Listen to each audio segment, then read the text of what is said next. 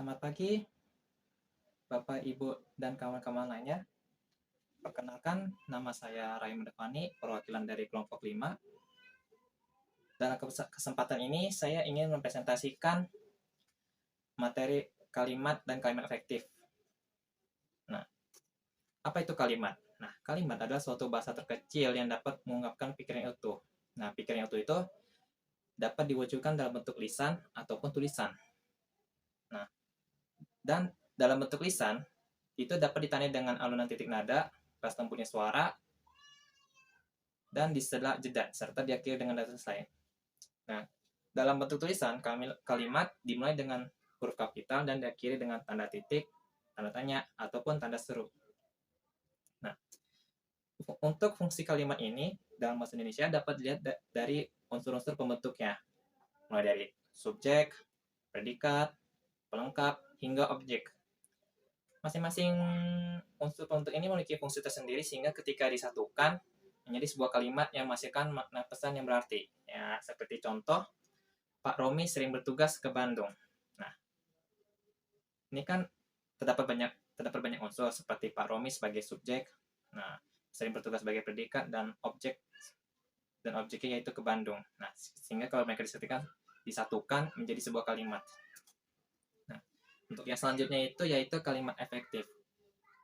Kalimat efektif adalah kalimat yang dapat mengungkapkan gagasan sesuai dengan yang diharapkan oleh penulis atau pembicara. Suatu kalimat dapat dikatakan efektif jika si penerima pesan dapat menyampaikan kembali gagasan, pesan atau perasaan ataupun pemberitahuan sebagaimana yang dimasukkan oleh pemberi pesan.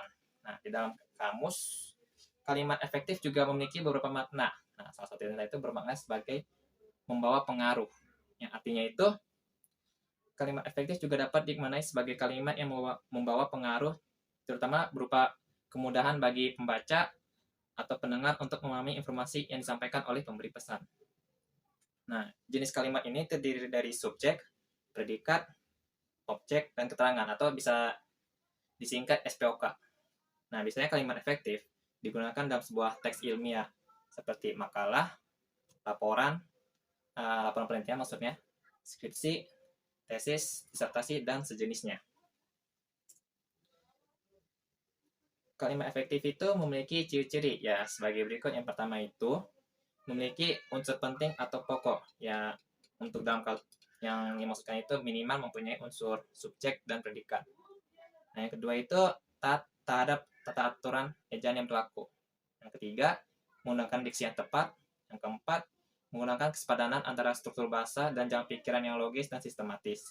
Yang kelima, menggunakan kesejajaran bentuk bahasa yang dipakai.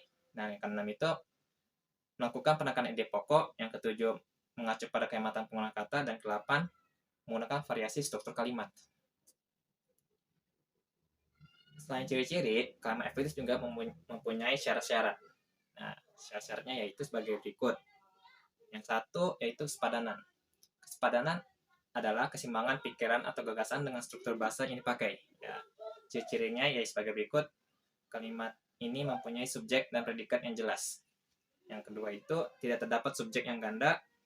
Yang ketiga, kata penghubung antar kalimat tidak dipakai pada kalimat tunggal. Dan yang keempat, predikat tidak didahului dengan kata yang. Nah, yang kedua itu yaitu kelogisan. Suatu kalimat dapat dipahami apabila penulisan yang digunakan sesuai dengan ejaan yang berlaku, sehingga unsur-unsur dalam kalimat juga harus memiliki hubungan yang logis dan masuk akal. Ya, sebagai contoh, untuk mempersingkat waktu, saya akan mengambil rute tercepat. Nah, jika dibentuk dalam bentuk kalimat efektif, akan menjadi untuk menghemat waktu, saya akan mengambil rute tercepat. Nah, untuk yang ketiga itu yaitu ketegasan. Melakukan penonjolan terhadap ide pokok dari suatu kalimat, ada beberapa caranya yang dapat dilakukan. Nah, salah satunya itu, yang pertama itu, meletakkan kata yang ditonjolkan di awal kalimat. Kayak contohnya itu, Presiden mengharapkan agar rakyat membangun bangsa dan negara dengan kemampuan yang ada pada masing-masing individu. Nah, penekanannya itu ada pada Presiden mengharapkan.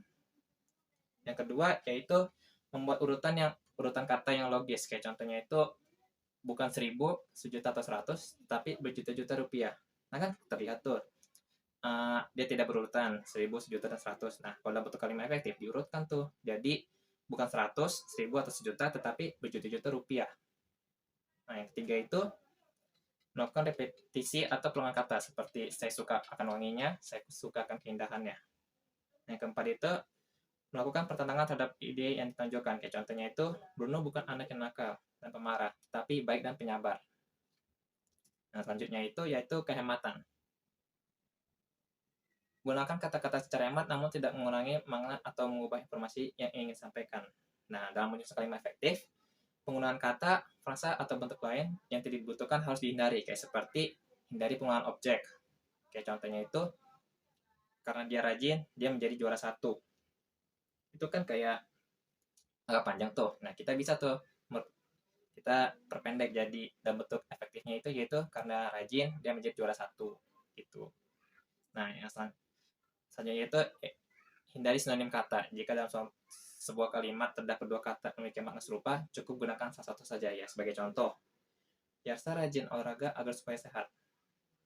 Nah, itu kan ada dua ya, agar dan supaya. Nah, jika diubah dalam bentuk efektif, Yarsa rajin olahraga agar sehat. Nah, yang keempatnya itu perhatikan bentuk kata jamak. Nah, jika sebuah kata telah memiliki makna jamak, maka tidak perlu ditambahkan kata yang bermakna jamak lagi. Kayak sebagai contoh, para hadirin dimohon berdiri. Nah, jika dalam bentuk efektif itu, hadirin dimohon berdiri. Ya. Selanjutnya, ketepatan. Informasi yang akan disampaikan dalam satu kalimat harus jitu atau sesuai dengan sasaran, sehingga dibutuhkan ketelitian yang tinggi. Beberapa hal yang perlu diperhatikan untuk menciptakan ketepatan kalimat yaitu memakai kata-kata yang tepat, kata berpasangan harus sesuai, dan hindari penedian proposisi. Nah, berikut contohnya. Jam tangan ayah yang antik itu dijual dengan harga murah. Nah, ini kalau diubah dalam bentuk efektif itu, jam tangan antik milik ayah itu dijual dengan harga murah. Nah, selanjutnya itu yaitu kecermatan. Kecermatan bermaksud sebuah kalimat yang tidak menimbulkan tafsiran ganda dan tepat dalam pilihan katanya. Nah, contohnya itu, mahasiswa perguruan tinggi yang terkenal itu menerima hadiah. Nah, kalimat tersebut itu dapat diubah menjadi mahasiswa yang berasal dari perguruan tinggi yang terkenal itu menerima hadiah. Nah, selanjutnya itu yaitu kepaduan. Yang artinya itu informasi yang disampaikan tidak terpecah-pecah dan tidak bertele-tele. Tidak perlu menyisipkan kata seperti daripada atau tentang di antara predikat kata kerja dan objek penderita. Ya, sebagai contohnya yaitu novel ini membahas tentang persahabatan di sekolah. Nah, jika kita ingin mengubah dalam bentuk efektif itu, kata tentangnya itu dihapus sehingga menjadi novel ini membahas persahabatan di sekolah. Nah, untuk yang selanjutnya kesejajaran. Kalimat efektif harus memiliki kesamaan bentuk kata atau makna yang dipakai dalam kalimat. Nah, kesejajaran ini terletak pada penggunaan imbuhan, sedangkan dalam hal struktur, kesejajaran ada pada klausa-klausa yang mengisi kalimat menjemuk. Sebagai contoh itu, Johan menolong anak itu dengan dipapahnya ke pinggir jalan. Nah, jika diubah dalam bentuk kalimat efektif, ditambahkan imbuhan me, sehingga menjadi Johan menolong anak itu dengan memapahnya ke pinggir jalan. Nah, sekian dari kelompok saya ucapkan terima kasih.